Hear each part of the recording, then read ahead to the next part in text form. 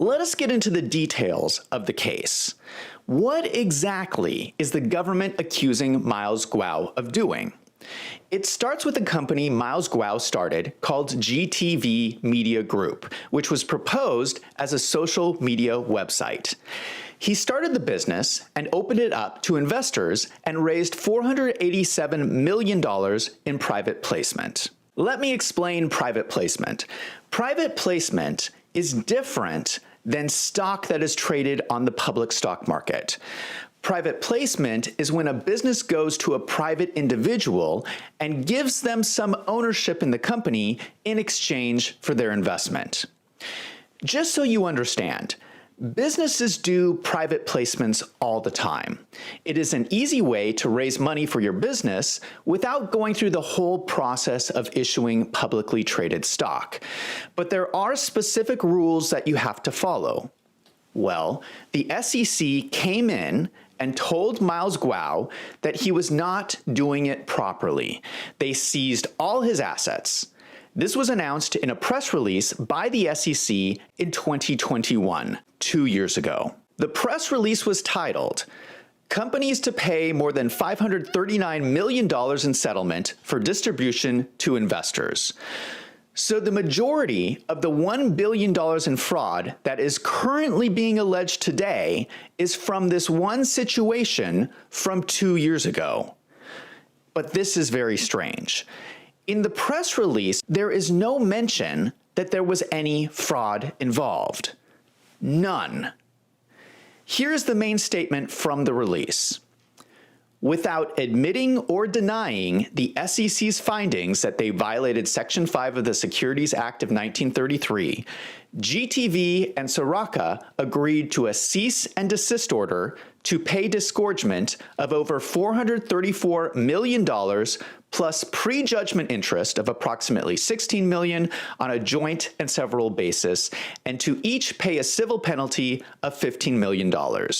There is no allegation of fraud or deception. It sounds like there is disagreement whether Miles Guo did anything wrong in the first place. But he came to an agreement with the SEC to just give the investors their money back.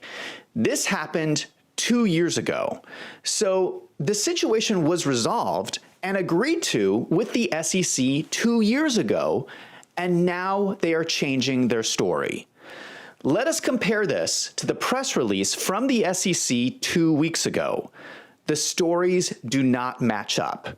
Now, the SEC is claiming that the incident from 2 years ago was actually fraud. What is the fraud they are alleging? Here's what they say. We allege that Guo was a serial fraudster who raised more than $850 million by promising investors outsized returns on purported crypto, technology, and luxury good investment opportunities. So, if I understand this correctly, they are accusing him of making false statements. They are also accusing Miles of misusing investor money and failing to register the securities with the SEC. But all these allegations are based on the supposed false statements made by Miles Guo. Let us be very specific about this. What is the false statement they are accusing him of making?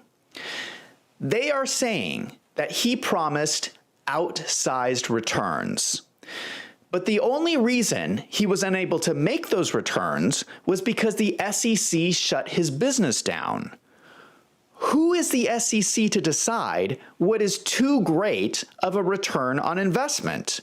Shouldn't he have been allowed to at least try to generate that return on investment?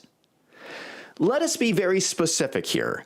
What is the specific number that the SEC has determined is too great of a return on investment? If we look at the indictment that was filed in this case, they give a specific example of one of Miles Guo's false statements. He made a video on social media in 2020 where he proposed that the value of GTV was $2 billion US. They then provide the explanation that this statement could not have been true because GTV was a new business that generated no revenue. I find the government's statement in the indictment ridiculous on its face. Anyone in business knows that technology startups achieve high valuations all the time, even with no revenue. In addition, Miles Guo had done his due diligence. It turns out that he hired a third-party valuation report from Alvarez and Marcel, a global professional services firm that valued his company at $2.6 billion, 30% higher than Guo proposed. Alvarez and Marcel is a huge company with offices in 32 countries around the world. So Miles Guo was actually being conservative. Let us also look at the $2 billion amount. Miles Guo raised $487 million. Let us assume he's going to build his company over 10 years and then sell it for $2 billion.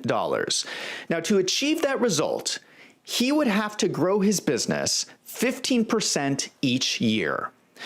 That's not unheard of for a technology startup. So what the SEC is saying in this press release is that if an American company has a business plan where they are predicting they are going to grow 15% a year, the SEC is going to step in and shut your business down because you are being too aggressive. This is insane.